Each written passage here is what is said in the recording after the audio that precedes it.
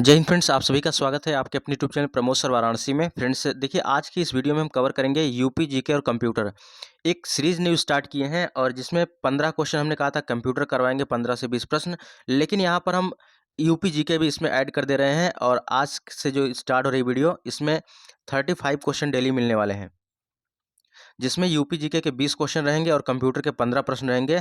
और x ray technician, auditor और dentist के जो एग्ज़ाम लगे हुए हैं 15 दिसंबर और 5 जनवरी को, तो इसके लिए आप बहुत ही बेनिफिट करेगा। और जो आने वाले टाइम में जो भी एग्ज़ाम लगे हैं, जैसे junior assistant, VPO, GTA, UP triple SC के एग्ज़ाम जितने हैं, सभी के लिए इंपॉर्टेंट वीडियो होने वाली है।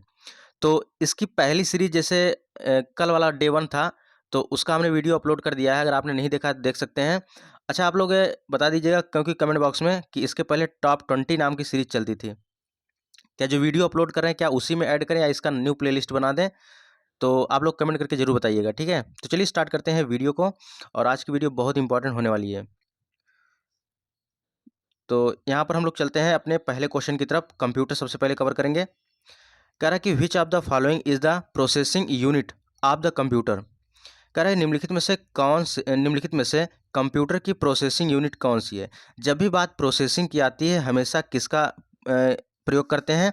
हमेशा सीपीयू के ऑप्शन पर टिक करते हैं, क्योंकि सेंट्रल प्रोसेसिंग यूनिट इसका पूर्ण रूप होता है। सीपीयू का पूर्ण रूप सेंट्रल प्रोसेसिंग यूनिट होता है और कंप्यूटर के सभी कार्यों को नियंत्रित करता है, समन्वित करता है। ये कौन करता है? ये सीपीयू ही करता है, जिसे कंप्यूटर की प्रोसेसिंग यूनिट कहा जाता है। तो याद रखिए, कंप्यूटर की प्रोसेसिंग यूनिट कौन सी होती है? सीपीयू होती है, यानी सेंट्रल प्रोसेसिंग यूनिट। अगले क्वेश्चन की तरफ चलते हैं। 67 नंबर का है। कह रहा है कि ट्रांजिस्टर का संबंध कंप्यूटर की किस पीढ़ी से, यानी किस पीढ़ी में ट्रांजिस्टर का प्रयोग किया गया था। तो बात करें ट्रांजिस्टर की, ट्रांजिस्टर में तो देखिए दूसरी पीढ़ी में प्रयोग किया गया था। पहली पीढ़ी में किसका प्रयोग किया गया था? वैक्यूम ट्यूब का प्रयोग किया गया था, निर्वात का प्रयोग किया गया था। किसका? निर्वात का प्रयोग किया गया था। और दूसरी पीढ़ी में किसका प्रयोग किया गया? ट्रांजिस्टर का प्रयोग किया गया। तो इसका करेक्ट आंसर होगा option number C, second generation. अगर इसके अवधि की बात करें 1956 से लेकर 1964, यानी 1956 से लेकर 1964 तक इसका समय रहा। इसको भी ध्यान में रखिएगा। अगला क्वेश्चन है, the field that investigates the mechanics of human intelligence. मानव बुद्धि के यांत्रिकी की जांच करने वाला होता है, क्या होता है? तो मानव बुद्धि की यांत्रिकी की जांच करने वाला होता है, क्या होता है? ऑप्शन नंबर यहाँ पर करेक्ट क्या होगा? कॉग्निटिव साइंस हो जाएगा। क्या? संज्ञानात्मक विज्ञान, यानी कॉग्निटिव साइंस हो जाएगा। देखिए फ्रेंड्स, अगर आप लोग चैनल पर पहली बार आए हैं, चैनल को सब्सक्राइब कर लीजिएगा और साथ ही साथ बेल आइकन को भी प्रेस कर लीजिएगा, क्योंकि अब जो भी क्लास होगी, ठीक है, जब तक आप लोग का एग्ज़ाम नहीं हो जाता है 15 दिसंबर और 5 जनवरी वाला, कंटिन्यू आपको वीडियो मिलती रहेगी। तो अगर आप लोग चैनल पर पहली बार आए, चैनल को सब्सक्राइब कर लीजिएगा।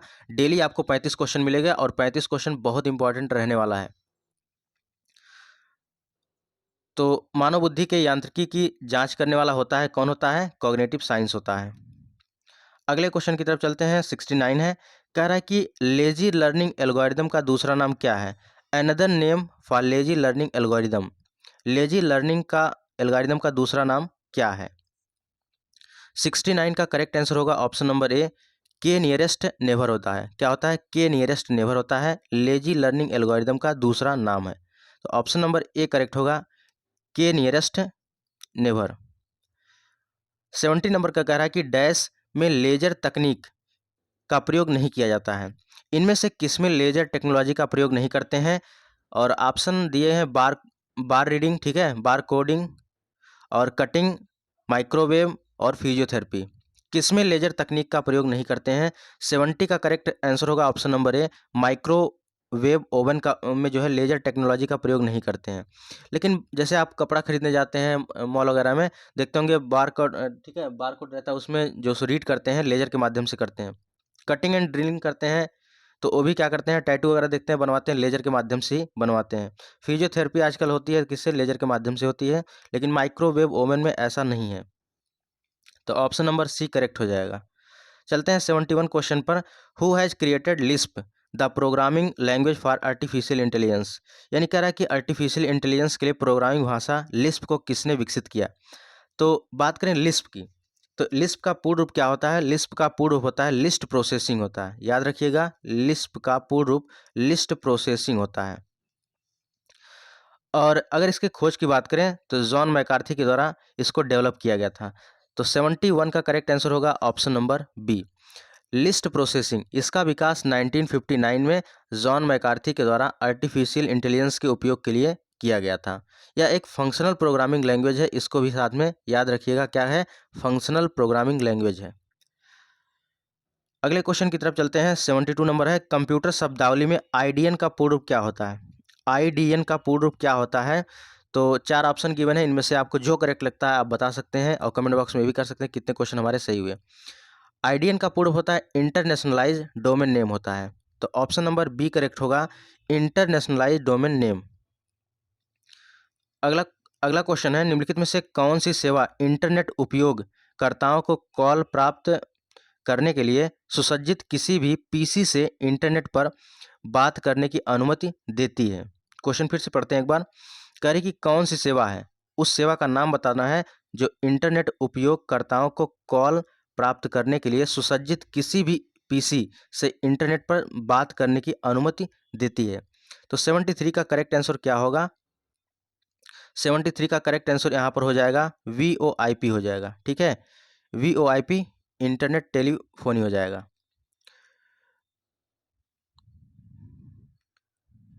और VoIP की अगर पूर्ण रूप की बात करें तो वॉइस ओवर इंटरनेट प्रोटोकॉल होता है, इसको भी साथ में याद रखिएगा, तो ऑप्शन नंबर सी करेक्ट हो जाएगा।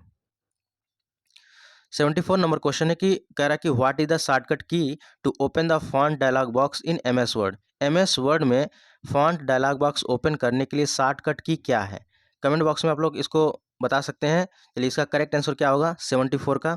74 का correct answer option number D होगा, कंट्रोल डी। कंट्रोल डी से क्या होता है? MS वर्ड में फॉन्ट डायलॉग बॉक्स ओपन होता है। चलिए 75 नंबर क्वेश्चन है, कह रहा है कि which among the following method can be use to right align a text? निम्नलिखित विधि में से कौन सा तरीका दाएं संरेखित करने के लिए इस्तेमाल किया जाता है? तो देखिए यहाँ पर कंट्रोल आई से क्या होता है? इटैलिक होता है। किसी वर्ड को जैसे फॉलोइंग लिखा है, इसको अगर आप तिरछा करना चाहते हैं तो ये क्या हो जाएगा? कंट्रोल सिलेक्ट करेंगे, कंट्रोल आई करेंगे तो यह इटैलिक हो जाएगा। जस्टिफाई करना चाहते हैं, जैसे आपने पैसेज टाइप किया और कुछ सेगमेंट यहाँ, कुछ सेगमेंट यहाँ, कुछ यहाँ है, कुछ यहाँ है, तो उसके बाद अगर इसको आप सेलेक्ट करके कंट्रोल जे कर देंगे तो पूरा पैसेज जस्टिफाई हो जाएगा, यानी अलाइनमेंट हो जाएगा, ठीक है।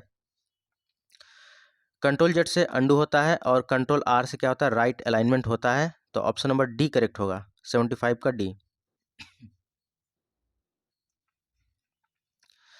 चलिए 76 नंबर क्वेश्चन है, कह रहा है कंप्यूटर पर लॉगिन नाम और पासवर्ड के सत्यापन को क्या कहा जाता है? तो जब भी हम कोई कंप्यूटर पर कोई चीज़ लॉगिन करते हैं, जैसे मान लिए आपने कोई चीज़ बनाया, ठीक है, मान लीजिए आपने कोई ऐप डाउनलोड किया, ऐप डाउनलोड करने के बाद जो आपसे लॉगिन और पासवर्ड पूछा जाता है वो क्या है? एक प्रकार से ऑथेंटिकेशन है, क्या है? प्रमाणीकरण के लिए किया जाता है। ऑप्शन नंबर ए करेक्ट होगा, ऑथेंटिकेशन यानी प्रमाणीकरण। अगला प्रश्न है कि निम्नलिखित में से कौन सा स्प्रेडशीट का एक उदाहरण है? स्प्रेडशीट का उदाहरण यहाँ पर पूछ रहा है, कौन सा है? तो Microsoft Excel, Outlook, PowerPoint, MS Word. तो स्प्रेडशीट की जब बात आती है हमेशा एक्सेल का यूज किया जाता है, ये भी साथ में याद रखिएगा, तो ऑप्शन नंबर ए करेक्ट हो जाएगा, ठीक है, ऑप्शन नंबर ए करेक्ट हो जाएगा, MS एक्सेल, माइक्रोसॉफ्ट एक्सेल। कह रहा है कि ईमेल का आविष्कार किसने किया था? चलिए ईमेल का आविष्कार किसने किया था? आप लोग बताइए इसका करेक्ट आंसर क्या होगा? 78 का करेक्ट आंसर होगा option number D, Shiva Ayyadurai के द्वारा किया गया था। ईमेल का आविष्कार शिवा अय्यादुरई के द्वारा किया गया था।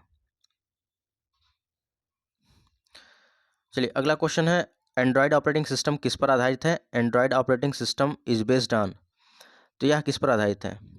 79 का करेक्ट आंसर होगा ऑप्शन नंबर बी, लाइनक्स पर आधारित है, ठीक है, लाइनक्स याद रखिएगा, लाइनक्स।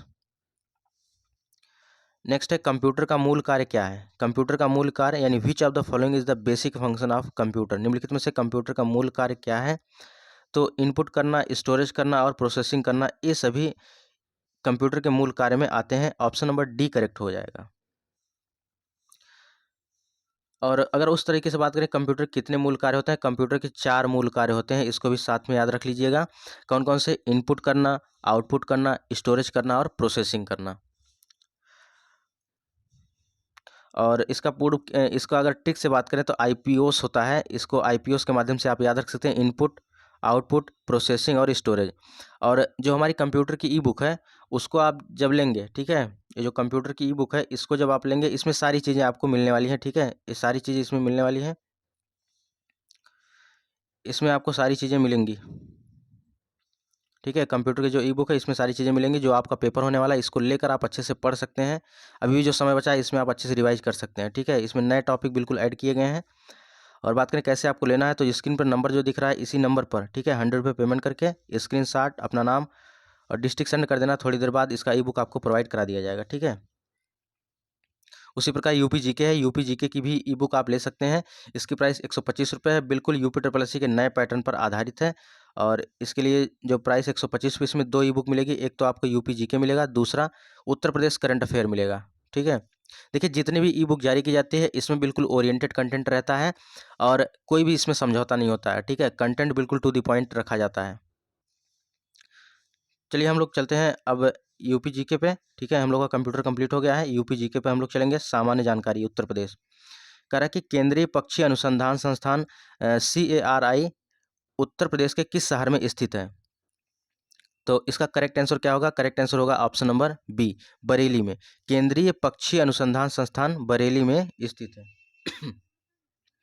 अगला क्वेश्चन है, उत्तर प्रदेश का सबसे घना बसा जिला कौन सा है? उत्तर प्रदेश का सबसे घना बसा जिला कौन सा है भैया? तो इसका घना बसा जिला कौन सा है? गाजियाबाद है। ऑप्शन नंबर बी करेक्ट होगा, गाजियाबाद। नेक्स्ट है, उत्तर प्रदेश किस राज्य में भारत के प्रथम अमृत सरोवर का उद्घाटन किया गया? तो अमृत सरोवर का उद्घाटन किया गया या उत्तर प्रदेश में किया गया? तो ऑप्शन नंबर डी करेक्ट होगा। नेक्स्ट है, गोकुल ग्राम योजना का संबंध किस राज्य से है? तो गोकुल ग्राम योजना का संबंध उत्तर प्रदेश से है। तो ऑप्शन नंबर ए करेक्ट होगा, उत्तर प्रदेश। अगला क्वेश्चन है, उत्तर प्रदेश के लोकायुक्त के निम्नलिखित में से अपना त्यागपत्र किसको संबोधित करते हैं? यानी उत्तर प्रदेश के लोकायुक्त निम्नलिखित में से किसे अपना त्यागपत्र संबोधित करते हैं? तो 85 का करेक्ट आंसर क्या होगा? 85 का करेक्ट आंसर होगा ऑप्शन नंबर बी। क्या होगा? Option number B, Uttar Pradesh के राज्यपाल को संबोधित करते हैं, ठीक है, उत्तर प्रदेश के राज्यपाल को संबोधित करते हैं। अब लोकायुक्त का कार्यकाल पहले 8 वर्ष हुआ करता था, अब 5 वर्ष कर दिया गया है, इसको भी आप याद रखिएगा। और इसका उद्देश्य क्या होता है? भ्रष्टाचार के आरोपों की जांच करना लोकायुक्त का ये उद्देश्य होता है। अगला क्वेश्चन, राजीव गांधी राष्ट्रीय विमान विश्वविद्यालय उत्तर प्रदेश के कहाँ स्थित है? तो इसका 86 का करेक्ट आंसर होगा ऑप्शन नंबर सी, फुर्सतगंज में स्थित है। अगला प्रश्न है, कौन सी जनजाति उत्तर प्रदेश और उत्तराखंड से संबंधित है? उत्तर प्रदेश और उत्तराखंड से संबंधित 87 का करेक्ट आंसर होगा ऑप्शन नंबर बी, थारू जनजाति। थारू जनजाति उत्तर प्रदेश से संबंधित है। नेक्स्ट है, किस्सा राधा कन्हैया के लेखक कौन है? किस्सा राधा कन्हैया के लेखक कौन है, इसको आप बताइए। तो 88 का करेक्ट आंसर होगा ऑप्शन नंबर बी, नवाब वाजिद अली शाह। किस्सा राधा कन्हैया के लेखक हैं नवाब वाजिद अली शाह। फ्रेंड्स, आप टेलीग्राम के साथ जुड़िए। टेलीग्राम पे जितना अपडेट होता है, जितना भी PDF होता है वहाँ पर प्रोवाइड करा जाता है। तो वीडियो के डिस्क्रिप्शन बॉक्स में टेलीग्राम का भी लिंक दिया गया, टेलीग्राम को आप लोग ज्वाइन कर लीजिए। अगला क्वेश्चन है, कौन सा उत्तर प्रदेश का लोक नृत्य है? तो भैया उत्तर प्रदेश का लोक नृत्य कौन सा है? ये जैता है, ठीक है, जैता। 89 का correct answer option number D होगा, जैता नृत्य। नेक्स्ट है, आगरा की मोती मस्जिद का निर्माण करवाया था। देखिए आगरा के जो मोती मस्जिद, ठीक है, आगरा का जो मोती मस्जिद था इसका निर्माण शाहजहां के द्वारा करवाया गया था। ऑप्शन नंबर बी करेक्ट हो जाएगा, यह आगरा के किले में स्थित है। चलिए अगला है, उत्तर प्रदेश के किस नगर में सर्वप्रथम भारतीय राष्ट्रीय कांग्रेस का वार्षिक अधिवेशन किया गया था? तो 91 का करेक्ट आंसर होगा ऑप्शन नंबर बी, यानी उत्तर प्रदेश के किस नगर में सबसे पहले भारतीय राष्ट्रीय कांग्रेस का वार्षिक अधिवेशन किया गया था? इलाहाबाद में किया गया था, इसको भी साथ में याद रखिएगा। चलिए 92 नंबर क्वेश्चन की तरफ चलते हैं। 92 नंबर कह रहा है कि गंगा नदी निम्नलिखित में से किस भाग को राष्ट्रीय जलमार्ग घोषित किया गया है? तो यह कानपुर से प्रयाग, ठीक है, यहाँ पर कह रहा है गंगा नदी किस भाग को राष्ट्रीय जलमार्ग के रूप में घोषित किया गया है? तो ऑप्शन नंबर डी हो जाएगा, प्रयागराज से हल्दिया, ठीक है, प्रयागराज से हल्दिया। ऑप्शन नंबर डी होगा, प्रयागराज से हल्दिया। चलिए यहाँ पर कुछ सूची दी गई है, इसको आपको मिलाना है कि कहाँ पर क्या चीज़ें स्थित हैं। जैसे देखिए सोनभद्र, 93 का डी हो जाएगा, डी यहाँ पर मिला सकते हैं, डी ऑप्शन, ठीक है, पहले का चौथा हो जाएगा। सोनभद्र में चूना पत्थर है, ठीक है, सोनभद्र में चूना पत्थर है। और प्रयागराज में सीसा बालू, इलाहाबाद में सीसा बालू है, ठीक। ललितपुर में क्या है, तांबा पाया जाता है। मिर्ज़ापुर में नॉन प्लास्टिक फायर क्ले पाया जाता है। तो ये ऑप्शन नंबर आपका डी हो जाएगा। चलिए अगला क्वेश्चन, निम्नलिखित में से कौन सा जोड़ा सही नहीं है। अलीगढ़ ताले के लिए प्रसिद्ध है, ठीक है, अलीगढ़ ताले के लिए प्रसिद्ध है, ये तो बिल्कुल सही है। फिरोजाबाद चूड़ियों के लिए प्रसिद्ध है, ये भी बिल्कुल सही है। और मुरादाबाद पीतल के लिए प्रसिद्ध है। और मेरठ जो है, नहीं, चाकू तो रामपुर के लिए प्रसिद्ध है, ठीक है, रामपुर का चाकू है। मेरठ, मेरठ नगरी कैंची, मेरठ नगरी किसको कहते हैं, कैंची को कहते हैं, वहाँ पर कैंची वगैरह प्रसिद्ध है। और क्रांति नगरी इसको कहा जाता है। तो डी वाला ऑप्शन करेक्ट हो जाएगा। अगला है, निर्मित कागज का निर्माण होता है, कहाँ होता है। तो हस्त निर्मित कागज का निर्माण 95 का correct answer option number D होगा, जालौन में होता है। चलिए गीडा है, गीडा क्या है, 96 का करेक्ट आंसर क्या होगा, गीडा गोरखपुर औद्योगिक विकास प्राधिकरण, यानी ऑप्शन नंबर बी होगा, गोरखपुर औद्योगिक विकास प्राधिकरण होगा। आर्यभट्ट नक्षत्रशाला कहाँ स्थित है, 97 का करेक्ट आंसर होगा, आर्यभट्ट नक्षत्रशाला कहाँ स्थित है, रामपुर में स्थित है। तो बी ऑप्शन करेक्ट हो जाएगा। नेक्स्ट है 98 नंबर, कौन सा एक बांध उत्तर प्रदेश में नहीं है। बताना है आपको कौन सा उत्तर प्रदेश में एक बांध नहीं है। तो भैया ऑप्शन नंबर डी हो जाएगा, बदुआ बांध उत्तर प्रदेश में नहीं है, ये बांका बिहार में स्थित है। लेकिन अहरौरा की बात करें, यह मिर्ज़ापुर में है। अडवा बांध की बात करें, ये भी मिर्ज़ापुर में है। और बघेलखंड बलरामपुर में है, लेकिन बदुआ बिहार में है। 99 क्वेश्चन की बात करें तो कह रहा है किस फसल के उत्पादन में उत्तर प्रदेश पहले स्थान पर नहीं है। तो पहले स्थान पर नहीं है, आपको बताना है। यहाँ पर करेक्ट आंसर क्या होगा, 99 का डी हो जाएगा, ठीक है, चावल के उत्पादन में पहले स्थान पर नहीं है। चलिए आज का लास्ट प्रश्न है, उत्तर प्रदेश में सबसे अधिक प्रतिशत श्रमिक नियोजित है। तो किस में नियोजित है सबसे ज़्यादा। तो 100 का correct answer option number A हो जाएगा, कृषि क्षेत्र में सबसे ज़्यादा श्रमिक नियोजित है। तो फ्रेंड्स, ये रही आज की वीडियो। और वीडियो कैसी लगी कमेंट बॉक्स में जरूर बताइएगा। अगर आप लोग चैनल पर पहली बार हैं, चैनल को भी सब्सक्राइब कर लीजिएगा, क्योंकि यहाँ पर जो एक्सरे टेक्नीशियन, ऑडिटर, डेंटिस्ट का एग्ज़ाम लगा हुआ 15 दिसंबर और 5 जनवरी को, और इसके लिए डेली क्लास रहेगी आपकी, ठीक है। जब तक एग्ज़ाम नहीं हो जाता है तब तक इसको आप 1 बाय 1 करके अच्छे से वीडियो देखिए। और इसका जो टॉप 20 के नाम से सीरीज चल रही थी, क्या वीडियो उसी में ऐड कर दें या इसका अलग से प्लेलिस्ट बना दें, आप लोग कमेंट बॉक्स में जरूर कमेंट करिएगा, ठीक है। तो मिलते हैं नेक्स्ट वीडियो में, तब तक के लिए जय हिंद, वंदे मातरम।